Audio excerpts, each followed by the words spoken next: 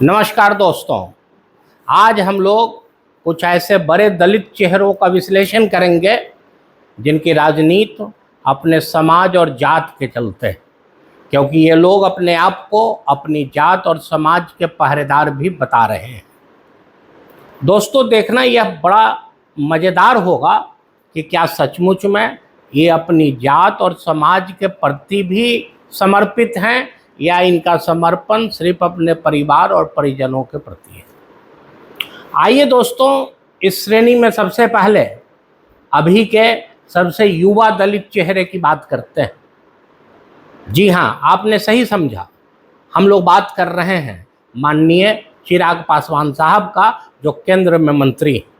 लोकसभा में इन्हें 5 सीट मिला, एक पे खुद लड़े, एक पे अपने बहनोई को लड़ा दिया और एक समस्तीपुर सीट शायद इन्हें कोई और योग्य दलित कार्यकर्ता नहीं मिला होगा या इनकी नज़र में उसकी औकात और हैसियत इतनी बड़ी नहीं होगी कि वह एमपी का चुनाव लड़ सके, तो अपनी ही तरह एक बहुत बड़े दलित चेहरे माननीय अशोक चौधरी साहब की पुत्री को लड़ा दिया। इनके पिताजी के बिना दलित राजनीति का इतिहास अधूरा होगा। दोस्तों, आप सबों को मालूम है ये श्री रामविलास पासवान साहब के सुपुत्र हैं। इनके पिताजी जब तक राजनीति में रहे या जब तक जीवित रहे, खुद अपने सभी भाइयों भतीजों यानी जिसके अंदर भी योग्यता हो गई चुनाव लड़ने की, इन्होंने उसे चुनाव लड़ाकर या तो विधानसभा में या फिर लोकसभा में पहुंचाया।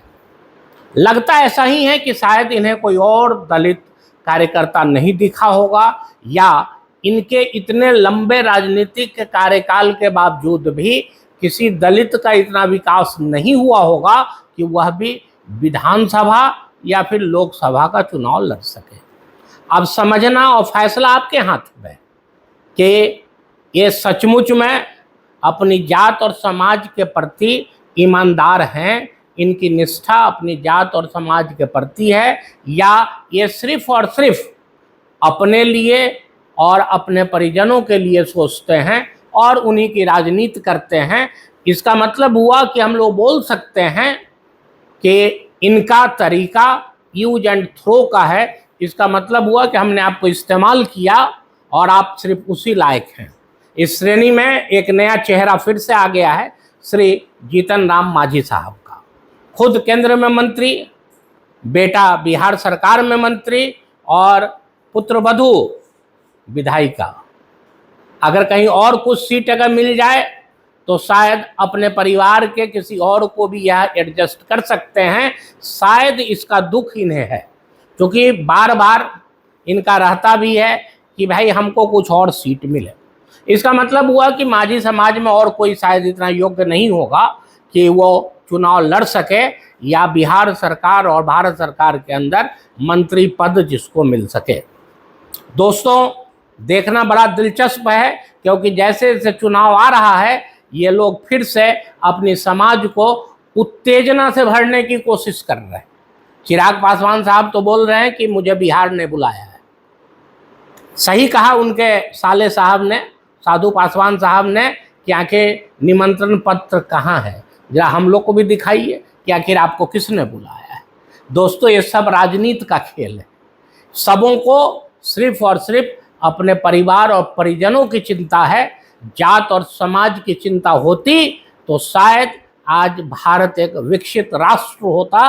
जात पात गलत नहीं है, बशर्ते कि उसका असर हर व्यक्ति को मिले।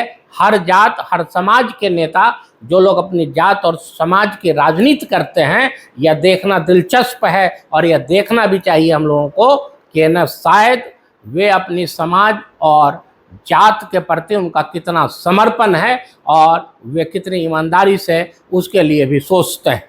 हम लोग दूसरे श्रृंखला में कुछ और सवर्ण नेताओं का भी विश्लेषण करेंगे और देखने की कोशिश करेंगे कि क्या सचमुच में ये अपनी जात और समाज के प्रति कितने निष्ठावान हैं, या सिर्फ इनकी भी निष्ठा अपने प्रति, अपने पुत्र के प्रति, अपने परिजनों और रिश्तेदारों के प्रति ही है। देखना दिलचस्प होगा दोस्तों। नमस्कार, जय हिंद।